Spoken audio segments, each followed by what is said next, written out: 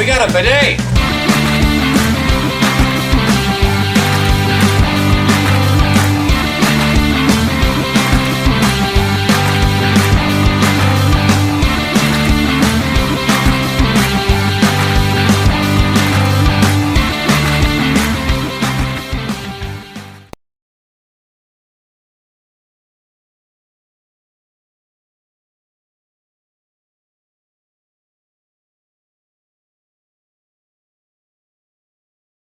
Hailing from Giddings, Texas, is one of the greatest pitchers you likely never heard of, Hilton Lee Smith. Hilton Smith was a great pitcher, primarily for the Kansas City Monarchs. And Hilton Smith pitched alongside the legendary Satchel Paige, and they were polar opposites. When Satchel walked in the room, oh, the room lit up. Oh, you knew he was in the room, and if you didn't know, he was going to let you know that he was in the room. Hilton Smith was the exact opposite, very quiet, very workmanlike, unassuming, but just as lethal, possessing what many believe to be the greatest curveball this sport has ever seen. Hilton Smith was indeed the truth.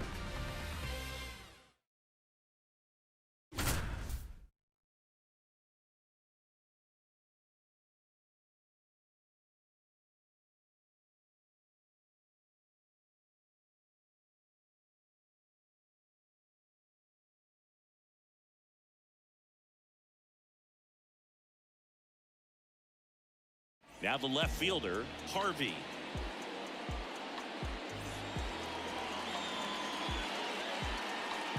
And the pitch. Swing and a miss, and we're underway. And he's down 0-2 as he swings through it. Ball one there. Hilton Smith didn't get the same kind of fame as his longtime teammate Satchel Paige, but he was just as good.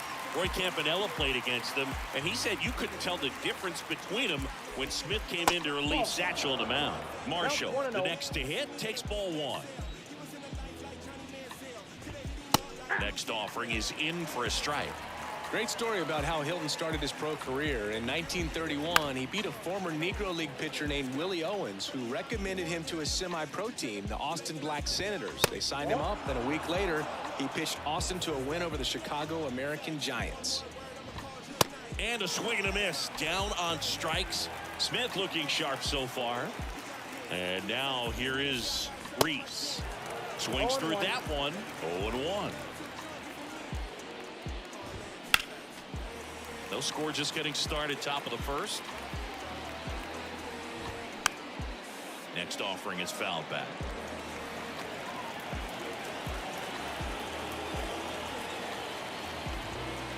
Next offering is downstairs. 1 ball, 2 strikes. Stays alive.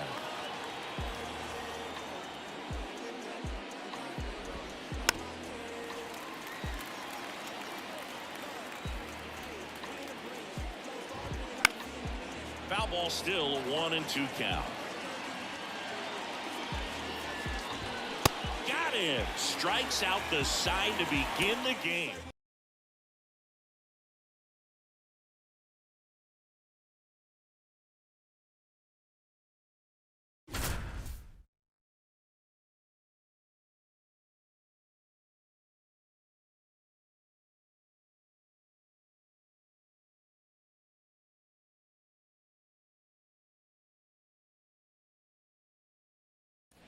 And welcome back. Here's the shortstop at the plate, Murray. That's in for a strike. Hilton Smith only pitched in 1 game for the Monarchs in 1936, but in 37, he led them with 11 wins, including 9 at home in Kansas City.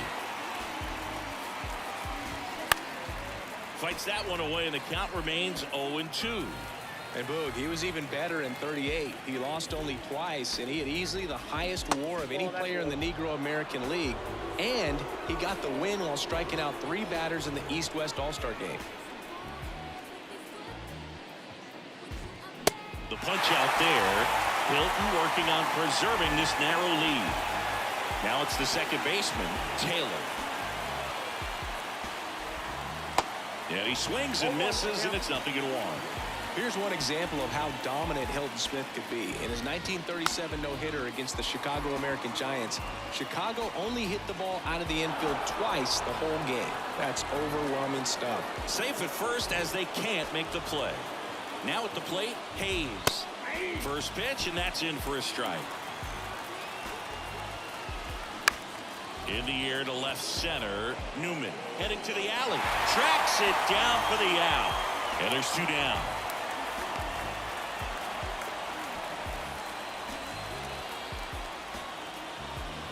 Smith stands in now and watches strike 1. Tried to check his swing there, appeal to third, and he went around. That's ruled a swing. Next one misses. It's a ball and 2 strikes. Swing and a miss, struck him out. He swung over top of the curveball. Smith back to work. Fought off foul. Smith wheels and deals. Pitch misses, and the count is 1-1. Right side, hard hit, and that one finds its way through. Off to a good start with a leadoff knock. And now the first baseman, Bates. In the air, right field. That skips over the fence, so it's an automatic double. And now the catcher comes up to him. Hughes. Pitch misses inside. Ball 1. Swing and a miss. And the count 1-1. In the infield at the corners, don't be surprised to see them come home first and prevent that run from scoring. Hitter's got some good opposite field power. What I like about something being hit to the right side into the outfield is that the base runner at second has a very good read and can determine whether or not he can score on that base hit. McDonald in the box now, takes strike 1. Next offering upstairs. That hits the dirt, and it's 2-1. Smith comes to the plate, and a strike in there.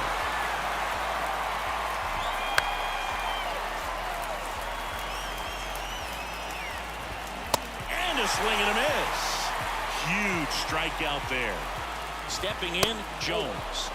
First pitch just misses. In the air, foul off first. Ball game. Hilton Smith slams the door.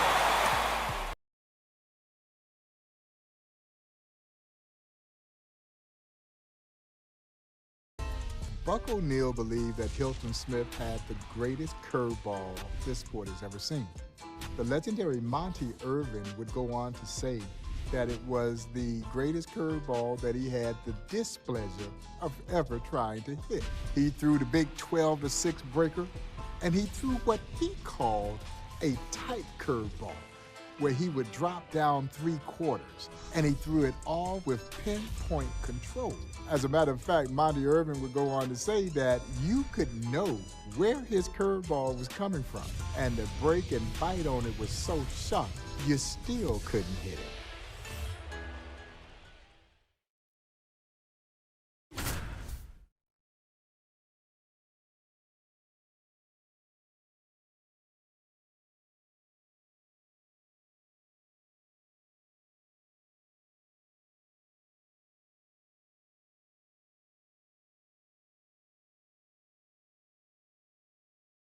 Ready to go, and the batter will be the shortstop, Murray.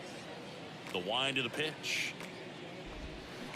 Swing and a miss. And we're underway here this afternoon.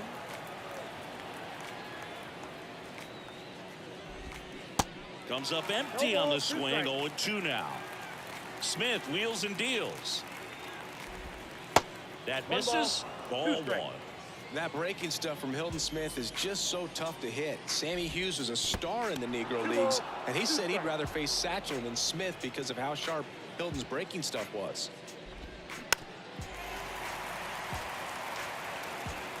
Smith comes to the plate. Still 2-2 after the foul ball. All right, Siggy, who had the best breaking stuff of anyone you had to face in your career? I'd say Pedro Martinez's slider was pretty devastating. And here is Taylor. That hits the dirt, and that's ball one.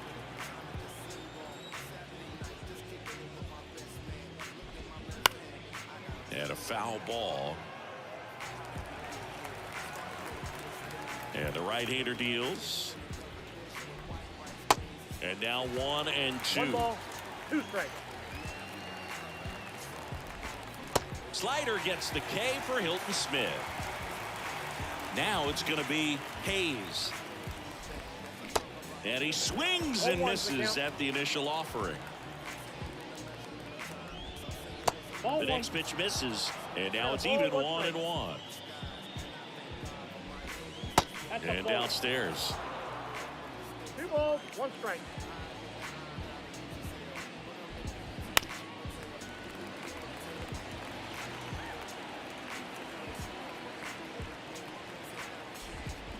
Got him. Strikes out the side to begin the game. What a start.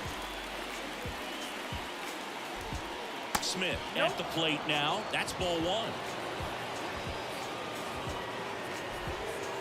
Next offering misses. 2-0. The 2-0 is in for a strike.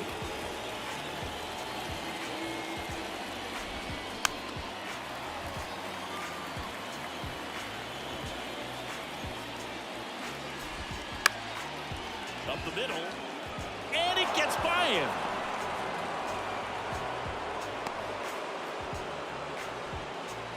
Here's the left fielder, Glass. Swings through that one. 0-1.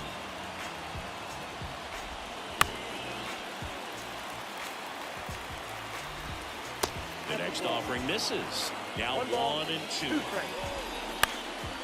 Next pitch is popped up. Puts it away for the out. Next to hit, Bates. First pitch doesn't find the zone.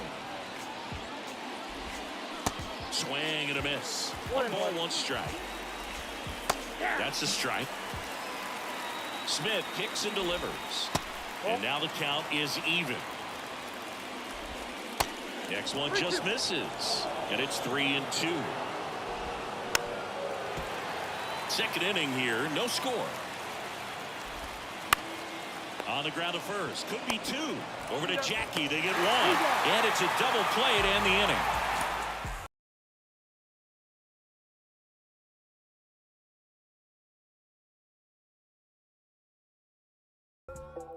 Hilton Smith was one of many great two-way stars in the Negro Leagues. And over recent times, we've become enamored by the nature of two-way stars, primarily because of the great success of Shohei Ohtani. Well, the Negro Leagues were filled with great two-way stars, and Hilton Smith was just one of many. And what made Hilton so special was when he wasn't pitching, he played the outfield and had a lifetime batting average over 300.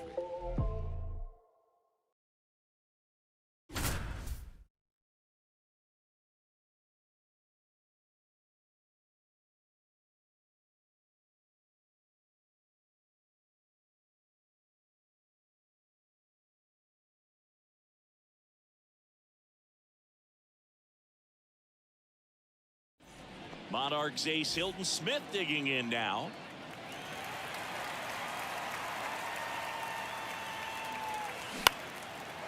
Lined, and that's a base hit.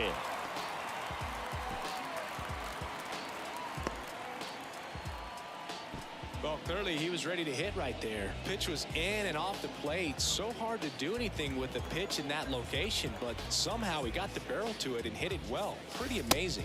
Yeah, the first offering is not close. Maybe the best season of Hilton Smith's career was 1941. He went 10-0 for Kansas City, a 1.53 ERA, and on top of that, he batted .353 and he slugged .500.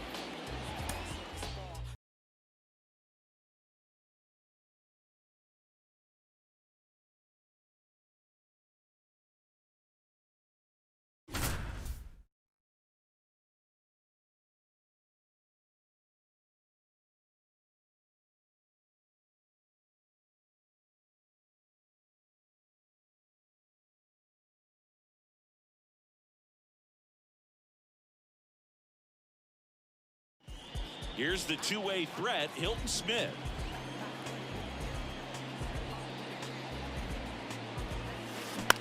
That's to third.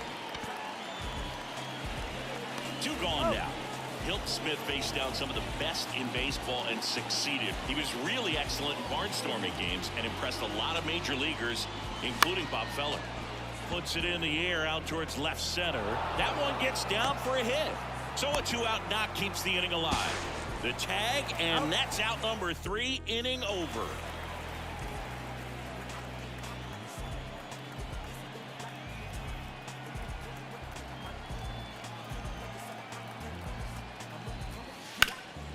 And first offering is fouled off. I think a great example of that, Boog, is when the Monarchs played the Dizzy Dean All-Stars at Wrigley Field in Chicago in 1942. Hilton Smith and Satchel Paige pitched for KC, and they beat the major leaguers 3-1. Hilton gave up 1 hit in 3 innings, struck out 3 batters, and he got the win. Now a relay to third, and he's in there as a run scores on the play.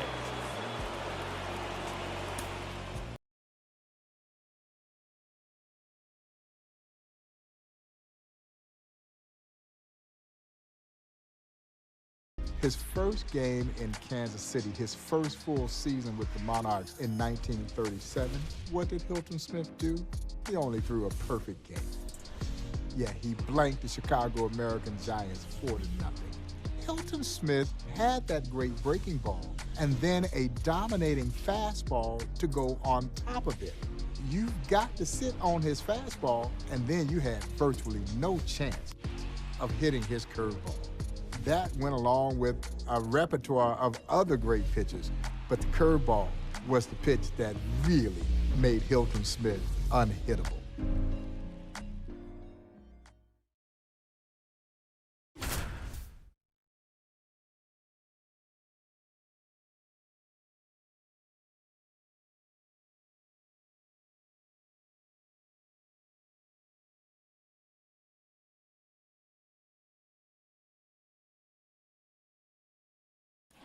Welcome back. Ready to go for the last half of the inning. And now the shortstop, Murray. There's a strike. Hilton's perfect game really set the tone for his 1937 season. He led the Negro American League with 11 wins, 3 shutouts, and 99 strikeouts, all while hitting over 300. And there's one away. Yeah, Hilton actually led the league in strikeouts for 4 of his first 5 seasons with Kansas City, and his perfect game was actually historic in another way, Boog, since it was the first no-hitter thrown in an official Negro American League game. Next offering is down low, and it's 1-1. Next offering is fouled back. Smith wheels and deals. Swings and misses, struck him out. 2 outs, base is empty. Hayes now at the plate. Foul ball.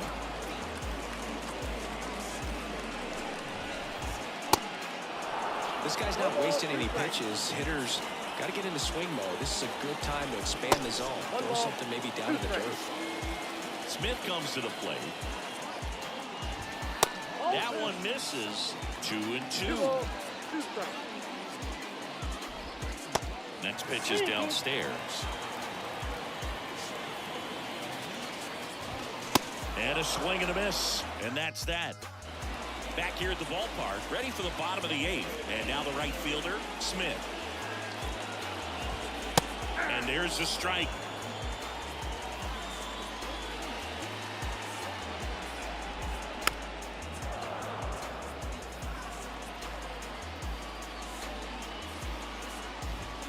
Gets a piece, and it stays 0-2. Ooh, missed a mistake right there. The 0-2 from Hilton. And there's the ball. 2 strikes. Next offering is down low. Got him. So he's gotten deep into this game. And at least so far, not showing a ton of signs of fatigue. Glass, batting with 1 down, takes a strike. Still a ways to go, but this is can't-miss stuff right now. Next pitch misses, and the count even 1-1. Next offering is in for a strike. I mean, that's perfect location, right on the black. I mean, over and over again, this guy demonstrates the ability to hit those spots. They're so tough to do anything with as a hitter. Swing and a miss, and he's down on strikes. Smith still locked in with 2 gone now. Bates now in the box, comes up empty with a swing there. A guy who makes an impact not just at the plate but also in the field.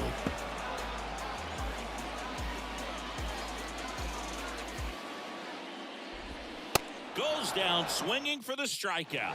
Couldn't hit the fastball at the knees. Hughes in the box now. No balls and a strike. 0-2 as he waves at that one. Boog, I'll tell you right now, every player defensively on their toes like never before. Kicks and deals. Got him looking. Just 2 more to get here. And now McDonald. And he swings and misses, and it's 0-1. They want to make sure they have the opportunity to put this pitcher in the history books. They're going to make the play. 1 ball, 1 strike. Here's a high fly ball out to center. Newman under it and puts the squeeze on that one. 2 up, 2 down.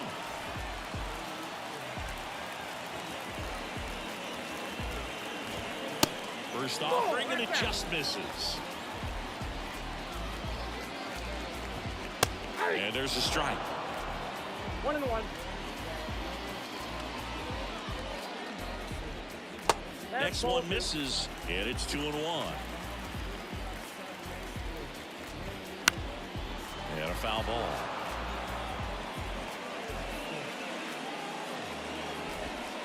It's over. Hilton Smith tosses a perfect game. What a performance.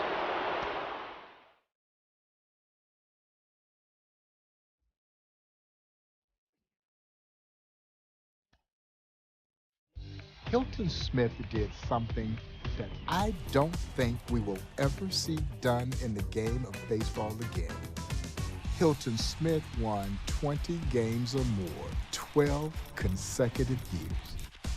He goes 6-1 in exhibition games against Major League All-Stars. He was likely the best pitcher in all of baseball at that time, who by the time that Jackie Robinson breaks Major League Baseball's color barrier, he realized that he was too old. The majors came calling, but he knew by that time he was too old to cross over that threshold and go into Major League Baseball.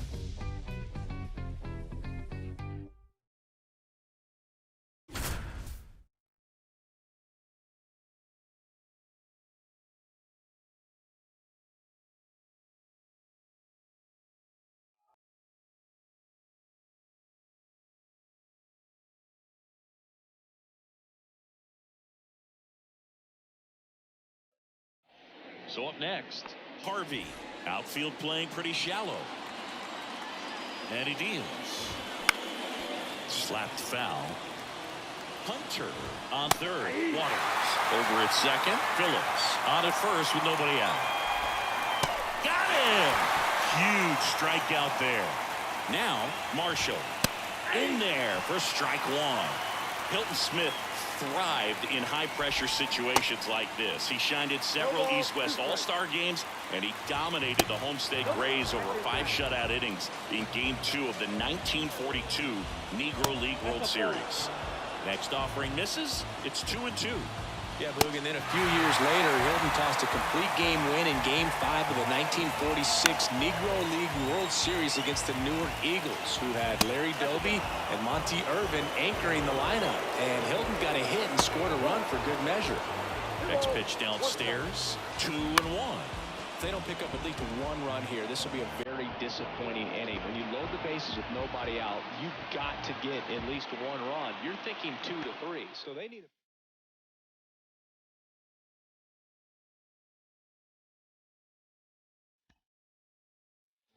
Hilton Smith earned a reputation as being Satchel's shadow, the legendary Satchel Paige.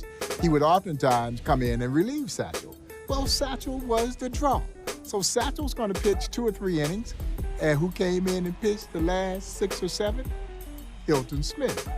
And all the old timers in the Negro League say, if you're going to get anything, you better get it off a satchel because you weren't going to touch Hilton Smith.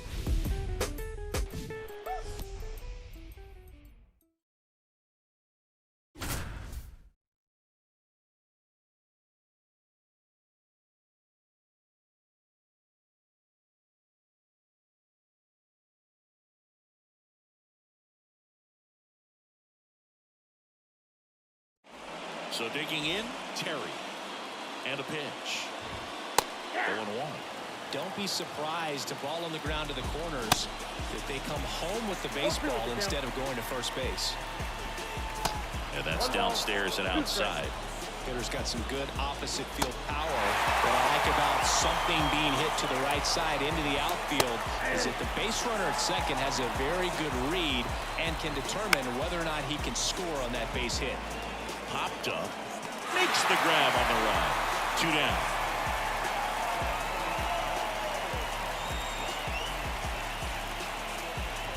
Gordon up to bat next, lays off for a ball. The next pitch misses, and that's ball 2. Swing and a miss, and that's strike 1. Skips in, and excellent work to corral that one. Could have been dangerous. Nice job behind the plate there. Next offering is fouled back. Smith wheels and deals. Got him swinging. It's a strikeout. Chase the fastball up the ladder for strike 3. And first offering is fouled off. Next pitch inside, and that is ball 1. That one missed.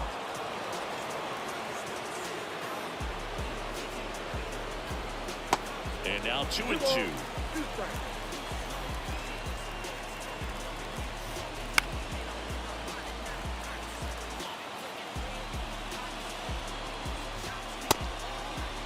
Check swing. Now a look down to first. Yes, he did.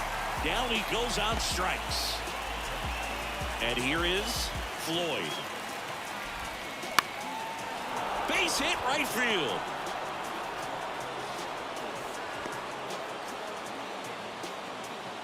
Here's the second baseman, Klein. In there, and it's 0-1. 0-1. And he's down 0-2 as he swings through it. Next offering misses down and away. Got him. Hilton still looking very sharp for KC. And now Everett. And first offering is fouled off. And that gets the inside corner for a strike. Right now they're looking for something hit hard into the gaps, give them an opportunity with 2 outs to score that run from first. The line to kick the pitch. This one popped up. Foul ground first base side. And Buck hauls it in for the out. And there's one down.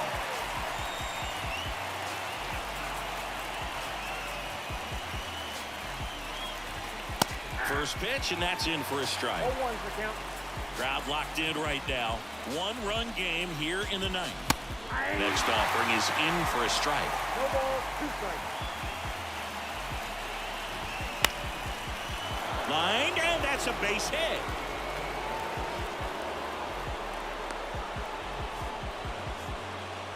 Well, that at-bat had a lot of pressure riding on it, so really great job coming through right there. It's got to feel good.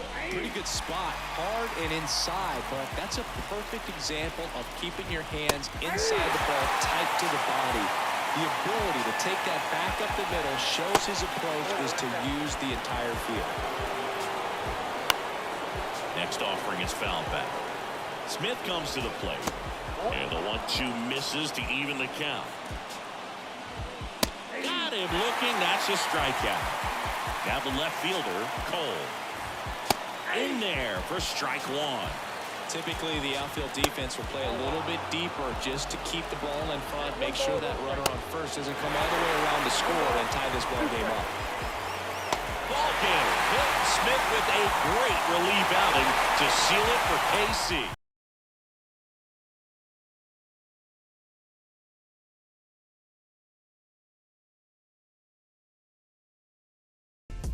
It is Hilton Smith who is credited with having introduced or recommended Jackie Roosevelt Robinson to Kansas City Monarchs owner James Leslie Wilkinson. Hilton had seen Jackie playing against a white military baseball team that had major league players on it in 1942. He quickly recommended Jackie to Monarchs owner James Leslie Wilkinson. When Jackie gets discharged from the military in 1944, he writes to Monarchs owner J.O. Wilkinson, and Wilkie gives him a tryout. He makes the team, and he joins the Kansas City Monarchs in 1945. Many credit Hilton Smith for introducing us to the man that would break Major League Baseball's 6-decade-long self-imposed color barrier.